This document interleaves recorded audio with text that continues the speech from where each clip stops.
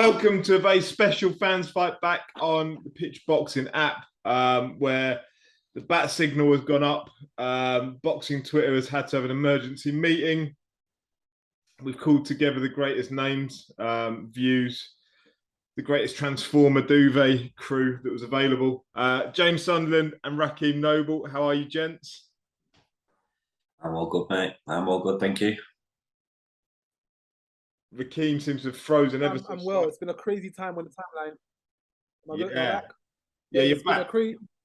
I've been good. It's been a crazy few hours on the timeline, but yeah, let's jump straight into this one. Yeah, so for framing of it, this is a Thursday evening at 10:20. A couple of hours after Conor Benn has come out and said, yeah, well, I did fail 2 drugs tests. What are you going to do about it? Pretty much he's done some of that, and now it's over to us to work it all out. So over to you. What's what we know from his point of view? He's failed 2 drugs tests, both under VADA. Absolutely not his fault. Contamination, maybe. The drugs tests are a couple of months apart. Absolutely not his fault. Away you go. I'll let Rat go first on this one. He's probably more well-informed than me, so I don't make a bit of a knob out of myself and say something. Rat puts me to shame. So, Rat, over to you for first on this one, because what a mess. Where do I start? Of course, we've all been following the story for the last few weeks now since it broke. And pretty much what he said today, I don't feel it's much of a surprise, because this is what we all knew already. For all of us that were reading the articles from the Daily Mail, for all of us that were seeing the posts, the stories that were coming out, I think on ID Boxing channel, Gareth A. Davis slipped up and said, oh, this is the 2nd test. Frank Warren in the interview said, oh, we all know one of the matchroom fighters had failed the test. And then even Liam Beefy Smith said in an IFL interview, he said, oh, we've all known about this for ages. So we've all known this has been the case. And today he just pretty much confirmed it and said, yeah, well, you're right. I did fail another test, but it's still not me. So he's gonna at some point have to talk to the boxing media. He's gonna have to talk to other media fronts and kind of explain, how do you fail 2 tests but still strongly plead your innocence? If you had 2 tests, which one was taken? When was the first one taken? One was taken September. Yeah, July. I think one was July. Was it July or was it August? It was one of those. Well, I've got the article here in case we need to reference it. So there were 2 articles, been very carefully stage managed. One with Matt Lawton at the Times and one with Wally Downs at the Sun. Tearful Conor Benn. Tearful. Got to look like you're sorry. Got to throw some remorse out there. You know, it's a complete accident. I'm a good guy. I failed 2 drug tests. I'm completely innocent. But regardless, say one was done in July, one was done in September. How do you still have that substance in your system over that long period of time? Are you going to the same dealer every time? Are you just being completely reckless? I'm not sure what plausible excuse that he could tell to another human being for us to take it, but yeah, it's quite a bit to take in. And also, another interesting part of this all is chloroform is a PCT which is used to cover up drugs that you've been taking. So we don't even know the actual stuff he's been taking in the first place, which is meant to be giving him the edge. We're just getting the last 10% of that cycle just to say this is the cleaning. These are the cleaning products. Don't worry about the real dirt. This is just the clearance. So July 25th was the first VADA test that came back positive. And then September the 1st, which was reported on September the 23rd. So 6 weeks. July. In October, we were still talking about this fight going ahead. In July, we failed a drugs test.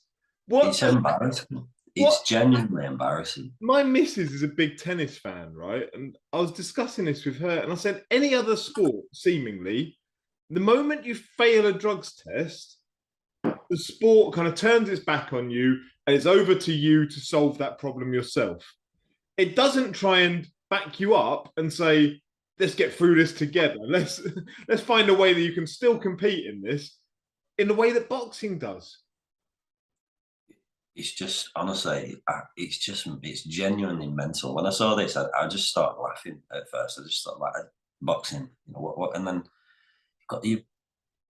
There's so many things to this, and I think strip everything else away. Whether he's one thing that's like cannot be denied is he had performance enhancing drugs in his system. That's not up for debate. It's legit. So if there's 1% chance that you could put a boxer in with potentially loaded gloves, regardless of where that comes from, whether that's contamination done on purpose, accident, whatever, he could go in there with loaded gloves. Everyone involved was willing to do it, regardless of whether it was, again, contamination. Even once, contamination twice, you're either incompetent or you're a cheat. I've got it's one or the other. Rakeem, right? You're an ex-boxer. You're a serious, legit boxer. You boxed on Sky. You've won titles. Now, if your biggest ever fight, right? Say it could have been a fight that never happened, but say you were going to fight for the British title, and say you found out 2 months beforehand that opponent had failed a drugs test. What would your reaction be? Like, would you still want to go through with the fight? No. At that point, no. I wouldn't want to go through the fight. I'd want that fighter to. I'd want the title. I wouldn't have my title shot. I want to fight. I want to fight somebody else. I'm not going to fight you. You clearly got an edge. You clearly got an advantage over me. It's not fair. But in this, I will step around that in saying that with the amount of money that's at stake and the amount of cash that these guys are all willing to hold and make through, I can fully understand why Eubank Jr. was like, yeah, you popped dirty. Yeah, it's probably the second time, but you know what? That's £5 million. And I'm not laying the blame at Eubank's door in any way whatsoever about it. But so you would, with that amount of money on the line, probably go, yeah, all right, let's do it. Like, if I'm confident I'm going to beat you anyway, take what you want. Doesn't really matter. So therefore, it's not on you, the fighter, to protect yourself or pull yourself out of this scenario. It is on those people that know about the details to stop you having to make that decision. So these people knew the details in July. It just makes me wonder whether Conor Benn's team, or whether and everyone involved in the promotion, whether they actually genuinely thought Conor Benn had a chance. Because if this was flipped the other way, if Eubank's going in there having to fail 2 drugs tests, there's not a cat in house chance Conor Benn's team let him go in there. So it makes you think, did they actually? We spoke before, and I said it doesn't do anything for me. I don't think it's a competitive fight. I never let him roll. Do what you want, Conor.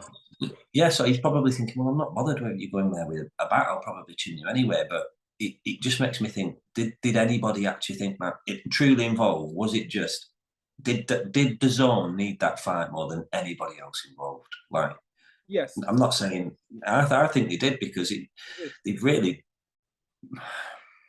pumped it, didn't they? It was everywhere. It was horrendous. Let's look at the set of the zone.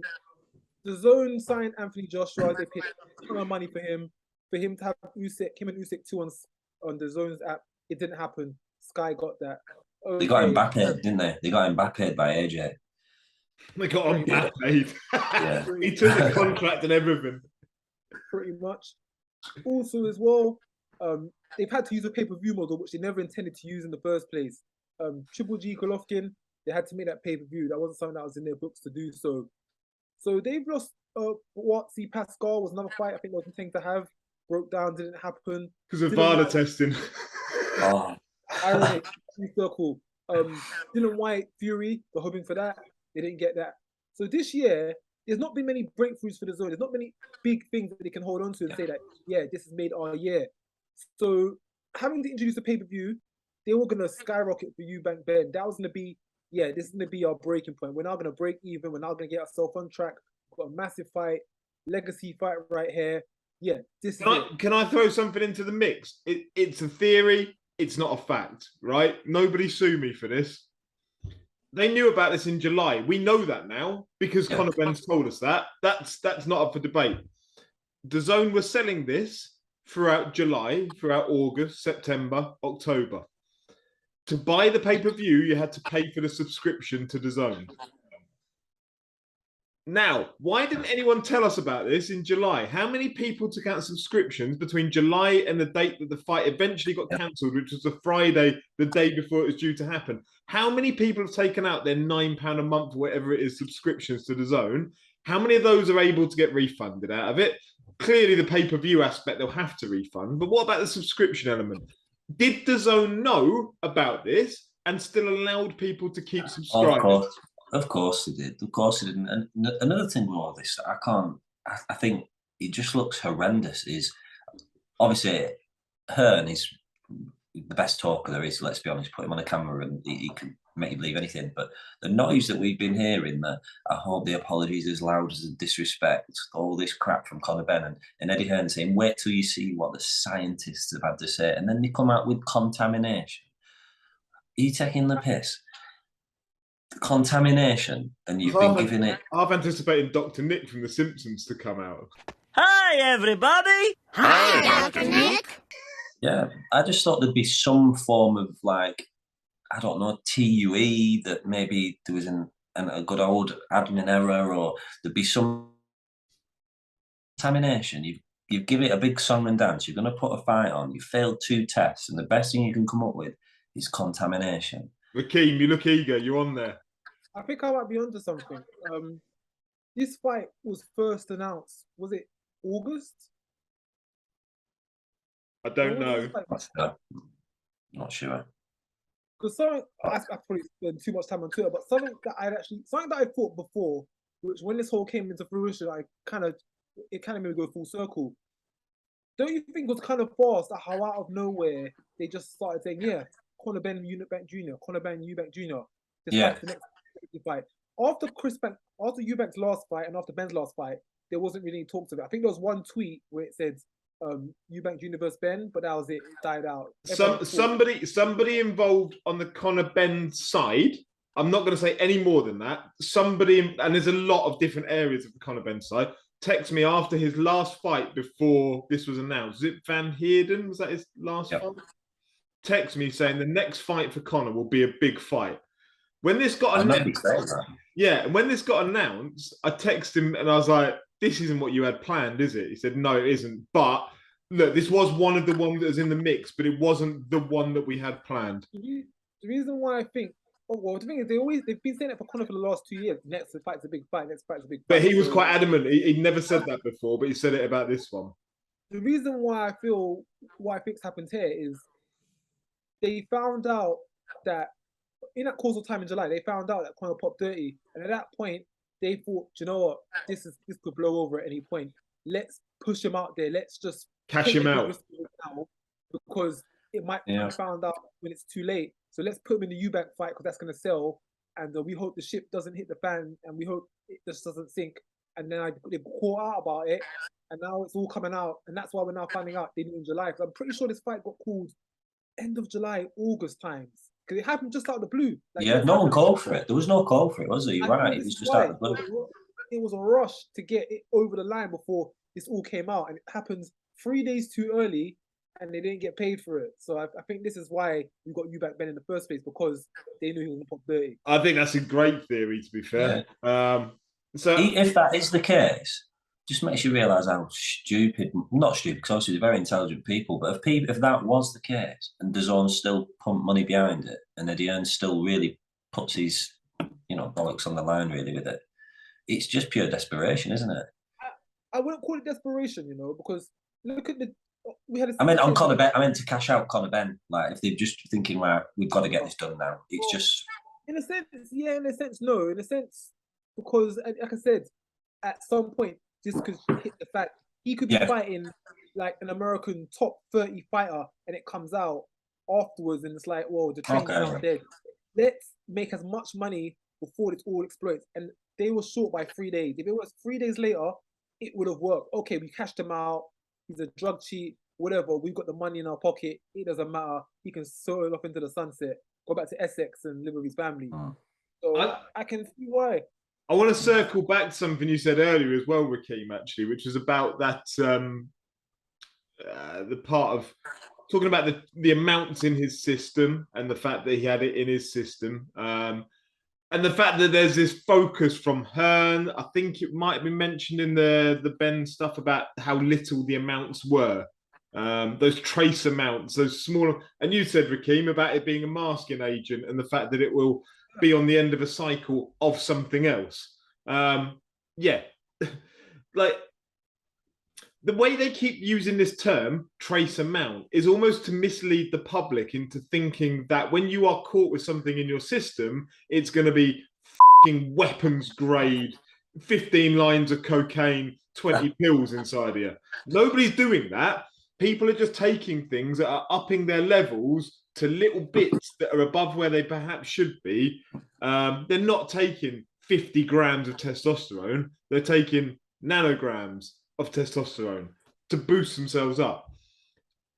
They're taking things that cover up testosterone. And as you're saying, Rakeem, is, you know, how do you end up with little amounts in your system? You start off with big amounts. Twice. You start off with big amounts in your system, and that's how you end up with smaller amounts.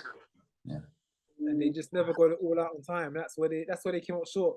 They didn't get it all out on time. Yeah. So I'm going to quickly read a couple of little bits that relate back to that very point, right? From the Ben statement in the Sun, or the Ben article in the Sun. It's not a statement, is it? Ben's camp now believe contamination was the cause, but they still have a battle on their hands in trying to prove it. Correct. He said, I was informed of the first fail and I thought it's probably a faulty test. It's not COVID. It's not a fucking lateral flow.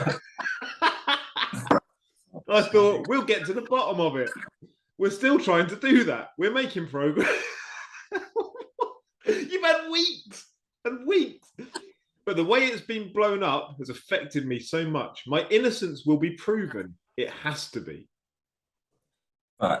As well, if he's failed in so we're talking July, why hasn't that B sample been tested if you want to prove your innocence? How many times have we been told that B sample hasn't been opened yet? Because they wanted to get the right scientists there to look at it. What? They want to get their scientists there. They want their guy to analyze it. Yeah. On the payroll.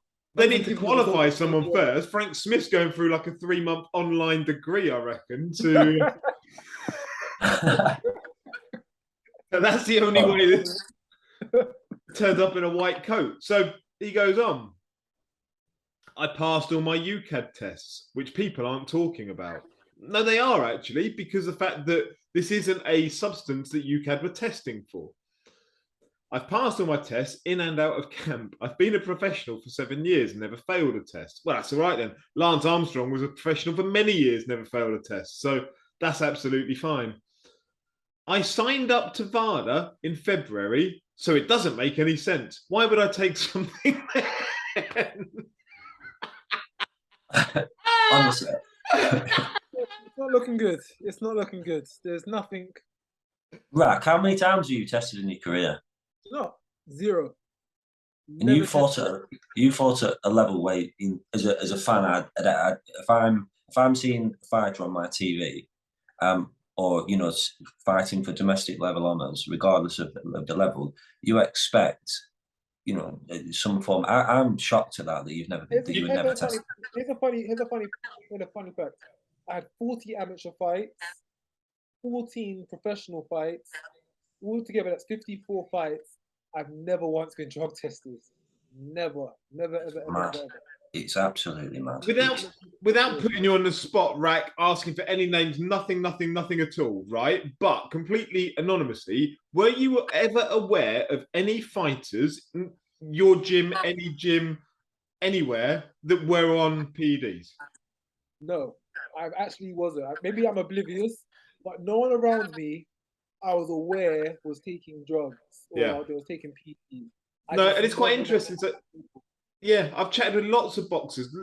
I've never ever met one that says, "Yeah, look, I know so and so." Like, never give me a name. You can ask them to do it anonymously. I've never met one that says, "Yeah, I've known someone." But you would think, if I was to look at it, I would think that the levels I would expect people to be doing to be on PEDs would probably be the lower levels, people wanting to try and make a name of themselves, where the potential on the small hole show is not likely to be tested, or when you're at, I don't know, like the top end of it, where you've got the money and the scientists behind it, shall we say, that can do whatever they need to do. Doctor Who's. Get Doctor Who's on it. Well. But this is what I'm saying with the Conor Benn thing. Like, a few times Eddie can blag anything, can't he? But there's so many red flags. Like, you've got a fella that's arguably in the I don't think it's arguable. I think most people would agree it's probably the most improved British boxer in the last 18 months, 2 years. Yep. Administration error why he's not signed up from to VADA. He's gone from being he forgot to sign up for the clean boxing program to get ranked in the WB. He forgot to he started icing people. He's going up in weight. Contamination, 2 tests. His doctor, money to burn. Money too many red flags. He's either a cheat or he's incompetent, and either or, I don't care which one it is, because he's going in a ring with performance-enhancing drugs in his system. Whether you're going in there, the same with Canelo. Like, he was either a cheat or he was incompetent. Neither are credible or good enough excuses. And you know what? Both those examples, Canelo, Conor Benn, they are men that at that time of their career had more money than they would have known what to do with. And I know, for instance, Conor Benn drives whatever Rolls Royce it is that he's got. He's got, I know people that have been in camp with him where he's talking about, I might get rid of that one and buy a different one next week, or I might just buy another one because it's a bit faster. He's a young man with money to burn. Cool, no issue with that whatsoever. Good on him. He's earned it. But if you can't get the very best scientists to check every bit of food you eat, to check every supplement you're taking, to know, you get blockchain technology on food. You can find out the cow that it came from. You should know every aspect of where that food came. If you're a top-level professional who's got millions of pounds to burn. That's why I'm saying it's either incompetence or you're a cheat. But the end result is you were going in that ring, having done a camp with performance-enhancing drugs in your system. So whether it's, again, either or, it doesn't matter. It's in your system and you're going in there. And everyone involved is willing to put a geezer in there with you, with that in your system. Whether you've done it on purpose or whether it's accidental, it is in your system. Let's go back to the quotes. Why would I take the biggest fight of my life, sign up to VADA, and then take this substance? It's an absolute mind boggler. Why would you take something that might increase your chances of winning? I also see it as a thing of where he's been working with Dr. Uz, all of his other clients are now on watch because of this.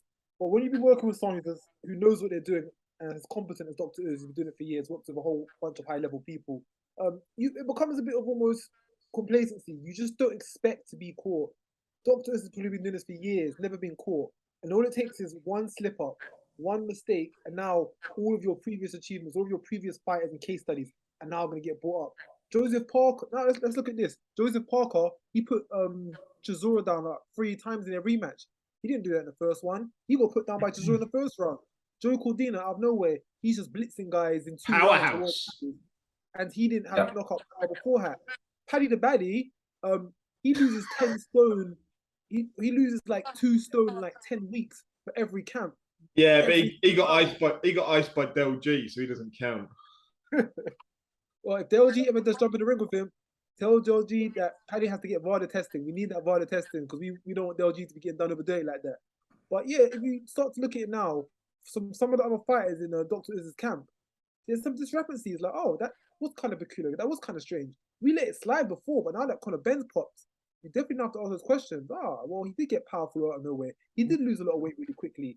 Why was a man who specializes in testosterone replacement therapy sanctioned by the Southern Area Board to be a registered doctor within boxing, who's gone on podcasts going, you have to be an idiot to fail a drugs test as a boxer? That's literally his words. And one of his clients has failed a drugs test.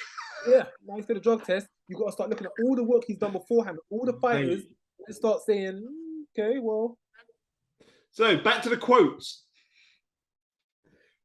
Ben added, the traces were so low that there was no benefit. The science will prove that. Okay, so again, how do you get a low amount? How do you get a low amount? You start off with a bigger one.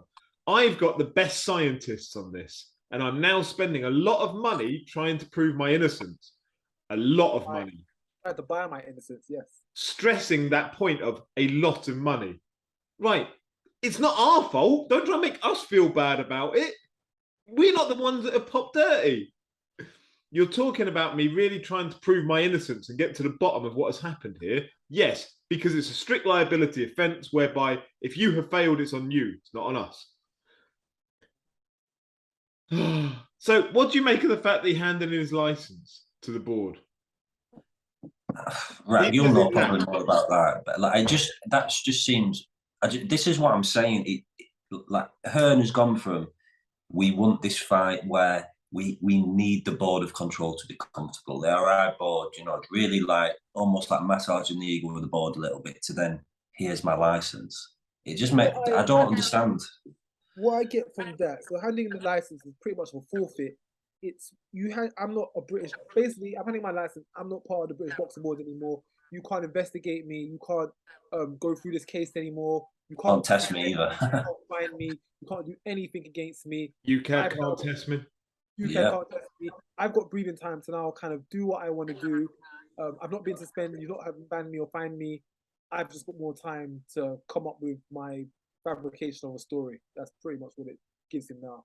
How would it work, Rack, if they did want to ban him? You can't just like basically respawn and be brand new, can he? Like, it's a new license, I'm a new boxer, and anything gone before is irrelevant. Would you know, if he applied for his license again in 6 months, could they say, right, well, we're banning him for 2 years and it starts now, or would they be like, well, you've already served 6 months, come back in a year? Like, it really does vary, because in a similar scenario, when Tyson Fury back in 2015 got positive, they gave him a sentence, and it dated back from when the whole accusation started. By that time, he'd already been out of the ring for a year and a half, and then he'd retired. So it kind of just fell in line to what he wanted to do anyway. So they could say the same for Ben. They could say let's say this continues up until next year, March. They can say, okay, well, from October, that's when it's all started. You've been out the ring since your last fight, which was what, March, or I think it was May or something. So we'll just take it from there. You've been out the ring since May. We're now in 2023 March. Yeah, you got another 2 months left. Then you can get back into it. They could do something like that. Yeah, it just makes a mockery of it, doesn't it? Who was the fella that got done for coke and then was it not Conroy? Liam Cameron, was it? Liam Cameron, yeah, up north. Yeah, he got basically his career ended because he had a bit of sniff in his system, which obviously not ideal, but yeah, which he said came from like the water or whatever in his local. It was something like that. Where it rubbed off on the back.